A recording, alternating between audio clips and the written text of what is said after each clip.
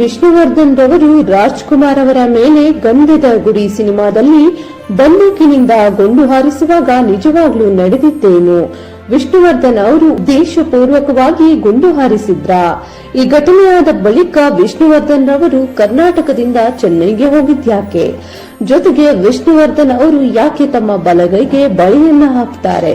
ಅಷ್ಟಕ್ಕೂ ವಿಷ್ಣುವರ್ಧನ್ ಅವರ ಬಲಗೈಗೆ ಏನಾಗಿತ್ತು? ಈ ಎಲ್ಲಾ ಗೊಂದಲಗಳಿಗೆ ಇವತ್ತು ನಿಮಗೆ ಉತ್ತರ ಸಿಗುತ್ತೆ.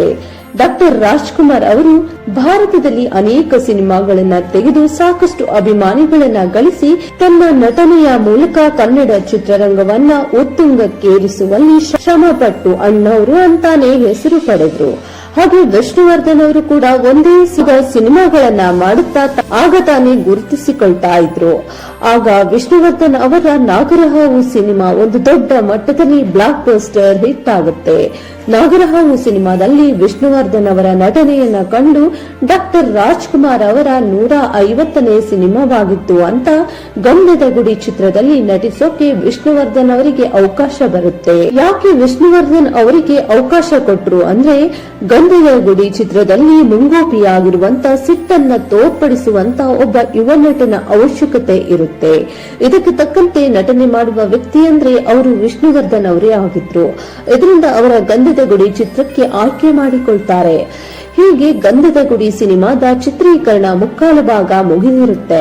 ಕೊನೆಯ ಭಾಗದ ಚಿತ್ರೀಕರಣ ಬಾಕಿ ಇರುತ್ತೆ. ಅಂದು ಚಿತ್ರೀಕರಣ ಕಾಕನಕೋಟೆಯ ಮಸಾಲೆ ಬೆಟ್ಟದಲ್ಲಿ ನಡೆಯುತ್ತೆ. ನಟ ಬಾಲಕೃಷ್ಣ ಅವರು ಡಾಕ್ಟರ್ ರಾಜ್ಕುಮಾರ್ ಅವರಿಗೆ ಬಂದೂಕಿನಿಂದ ಸುಡುವಂತ ಸನ್ನಿವೇಶ ಇರುತ್ತೆ. ಆಗ ಬಾಲಕೃಷ್ಣ ಅವರು ಚಿತ್ರೀಕರಣ ನಡೆದಿದ್ದಾಗ ಆ ಬಂದೂಕಿನ ತೂಕ ಜಾಸ್ತಿ ಇರೋದ್ರಿಂದ ಸರಿಯಾಗಿ ನಟಿಸೋಕೆ ಆಗದೆ 45ರಿಂದ 50 ಟೇಕ್ ತಗೊಳ್ತಿದ್ರು. ಅವರ ಸಮಸ್ಯೆಯನ್ನ ಕಂಡಂತಹ ಎಂಪಿ ಶಂಕರ್ ಅವರು ತನ್ನ ಬಳಿ ಮತ್ತೊಂದು ಬಂದೂಕು ಇದೆ ಅಂತ ಹೇಳಿ ಅವರ ಹತ್ತಿರ ಇದ್ದಂತ ಮತ್ತೊಂದು ಬಂದೂಕನ್ನ ಬಾಲಕೃಷ್ಣ ಅವರಿಗೆ ಕೊಡ್ತಾರೆ. ಆದ್ರೆ ಎಂಪಿ ಶಂಕರ್ ಅವರಿಗೆ ಪ್ರತಿದಿನ ಆ ಬಂದೂಕಿನಲ್ಲಿದ್ದಂತಹ ಬುಲೆಟ್ ಗಳನ್ನ ತನ್ನ ಜೇಬಲ್ಲಿ ಹಾಕಿಕೊಂಡು ಬರುವ ಅಭ್ಯಾಸವಾಗಿರುತ್ತೆ. ಆಗ ಬಂದೂಕನ್ನ ಪಡೆದಂತಹ ಬಾಲಕೃಷ್ಣ ಅವರು ಈ ಬಂದೂಕಿನಲ್ಲಿ ಬುಲೆಟ್ಗಳು ಇಲ್ಲ ಅಂತ ಕೇಳಿದಾಗ ಎಂಪಿ ಶಂಕರ್ ಅವರು ತನ್ನ ಜೇಬನ್ನ ಮುಟ್ಟಿ ನೋಡಿಕೊಂಡು ಬುಲೆಟ್ಗಳು ಜೇಬಲ್ಲಿರೋದನ್ನ ಖಾತ್ರಿಪಡಿಸಿಕೊಳ್ತಾರೆ. ಆ ಬಂದೂಕಿನಲ್ಲಿ ಬುಲೆಟ್ಗಳು ಇಲ್ಲ ಅಂತ ಹೇಳ್ತಾರೆ. ಆದ್ರೆ ಆ ಬಂದೂಕಿನಲ್ಲಿ ಇನ್ನೂ ಕೂಡ 2 ಬುಲೆಟ್ಗಳು ಹಾಗೆ ಇತ್ತು. ಈ ವಿಷಯ ಎಂಪಿ ಶಂಕರ್ ಅವರಿಗೂ ಕೂಡ ಗೊತ್ತಿರೋದಿಲ್ಲ. ಇದರ ನಂತರ ಚಿತ್ರೀಕರಣ ಶುರುವಾಗುತ್ತೆ. ಆ ಬಂದೂಕನ್ನ ಹಿಡ್ಕೊಂಡು ಸುಮ್ಮನೆ ನಟನೆ ಮಾಡಿ ಆ ಬಂದೂಕನ್ನ ಮತ್ತೆ ಎಂಪಿ ಶಂಕರ್ ಅವರಿಗೆ ತಂದು ಕೊಡ್ತಾರೆ. ಆ ಬಂದೂಕು ಎಂಪಿ ಶಂಕರ್ ಅವರ ಕೈಯಿಂದ ಕೆಳಗಡೆ ಜಾರಿರುತ್ತೆ. ಹೀಗೆ ಕೆಳಗಡೆ ಜಾರಿದಂತ ಬಂದೂಕ್ ಸಡನ್ ಆಗಿ ಗುಂಡು ಹಾರಿದಂತೆ ಜೋರಾಗಿ ಶಬ್ದ ಬರುತ್ತೆ. ಬಂದೂಕಿನಿಂದ ನೆಲಕ್ಕೆ ಸಿಡಿದ ಗುಂಡು 6 ಅಡಿಯಷ್ಟು ಭೂಮಿಯೊಳಗೆ ಹೋಗಿತ್ತಂತೆ. ಆ ಬಂದೂಕಿನ ಶಬ್ದ ಕೇಳಿ ಎಲ್ಲರೂ ಗಾಬರಿಯಾಗ್ತಾರೆ. ರಾಜ್ಕುಮಾರ್ ಅವರು ಕೂಡ ಅದನ್ನ ನೋಡಿ ಸುಮ್ಮನೆ ನಿಂತು ಬಿಡ್ತಾರೆ. ಎಂಪಿ ಶಂಕರ್ ಅವರು ಅದರಿಂದ ಭಯಪಟ್ಟು ಕುಸಿದು ಹೋಗ್ತಾರೆ. ನಂತರ ಡಾಕ್ಟರ್ ರಾಜ್ಕುಮಾರ್ ಅವರೇ ಎಂಪಿ ಶಂಕರ್ ಹತ್ತಿರ ಬಂದು, ದೇವರೇ ನಮ್ಮನ್ನ ಕಾಪಾಡಿದ್ದಾನೆ, ನೀವು ಪ್ರಾಮಾಣಿಕವಾಗಿರೋದ್ರಿಂದ ಇಲ್ಲಿ ಯಾರಿಗೂ ತೊಂದರೆಯಾಗಿಲ್ಲ, ಚಿಂತಿಸಬೇಡಿ ಅಂತ ಮಾತುಗಳನ್ನು ಹೇಳ್ತಾರೆ. ಈಗ ನಿಮಗೆ ಒಂದು ಸಂಶಯ ಕಾಡಬಹುದು, ಇಲ್ಲಿವರೆಗೂ ಇದರಲ್ಲಿ ವಿಷ್ಣುವರ್ಧನ್ ಅವರ ಬಗ್ಗೆ ಒಂದು ಮಾತನ್ನು ಹೇಳಿಲ್ಲ. ಯಾಕೆ ಅಂತ ಅಂದ್ರೆ, ಈ ಸನ್ನಿವೇಶದ ಚಿತ್ರೀಕರಣ ನಡೆಯುವ ಸಮಯದಲ್ಲಿ ಆ ಬೆಟ್ಟದ ಮೇಲೆ ವಿಷ್ಣುವರ್ಧನ್ ಅವರು ಇರಲೇ ಇಲ್ಲ. ಅವರು ಬೆಟ್ಟದ ಕೆಳಗಡೆ ಇದ್ರು. ವಿಷ್ಣುವರ್ಧನ್ ಅವರು ರಾಜ್ಕುಮಾರ್ ಅವರನ್ನ ಬಂದೂಕಿನಿಂದ ಸುಡಲು ಪ್ರೀತಿಸುವ ಸನ್ನಿವೇಶದ ಚಿತ್ರೀಕರಣದ ನಂತರ ರಾಜ್ಕುಮಾರ್ ಅವರು ಮತ್ತೆ ಬಾಲಕೃಷ್ಣ ಅವರ ಸಿನಿಮಾ ಚಿತ್ರೀಕರಣ ನಡೆಯುವಂತ ಸಮಯದಲ್ಲಿ ಆ ನಿಜವಾದ ಬಂದೂಕಿನಿಂದ ಗುಂಡು ಬಾರದು, ಅದು ಕೂಡ ಎಂಪಿ ಶಂಕರ್ ಅವರ ಕೈನಲ್ಲಿದ್ದಾಗ ನೆಲಕ್ಕೆ ಹೋಗುತ್ತೆ ಅಷ್ಟೇ. ಆದ್ರೆ ಆ ಸಮಯದಲ್ಲಿ ವಿಷ್ಣುವರ್ಧನ್ ಅವರೇ ಇಲ್ಲ. ವಿಷ್ಣುವರ್ಧನ್ ಅವರಿಗೂ ಈ ಘಟನೆಗೂ ಸಂಬಂಧವೇ ಇಲ್ಲ.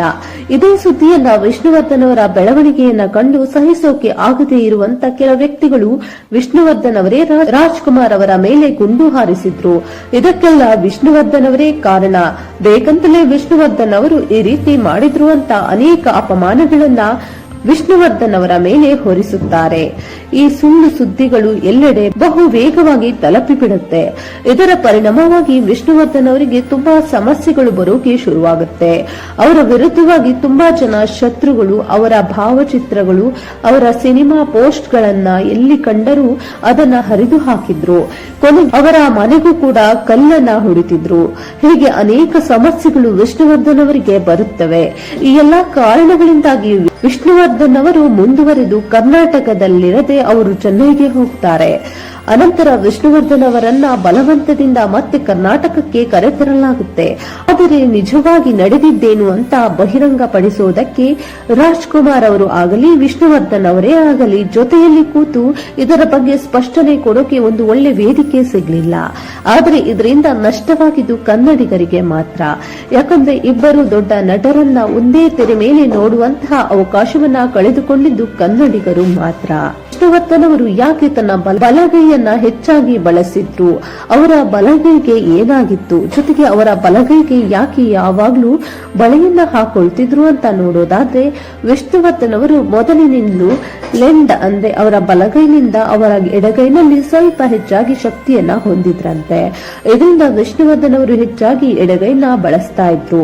ಹೀಗೆ ಒಮ್ಮೆ ವಿಷ್ಣುವರ್ಧನ್ ಅವರು ಒಂದು ಗುರುದ್ವಾರಕ್ಕೆ ಹೋದಾಗ ಅಲ್ಲಿನ ಗುರುಗಳು ಆ ಬಳೆಯನ್ನ ವಿಷ್ಣುವರ್ಧನ್ ಅವರಿಗೆ ಆಶೀರ್ವದಿಸಿ ಉಡುಗೊರೆಯಾಗಿ ಕೊಟ್ಟಿರ್ತಾರೆ.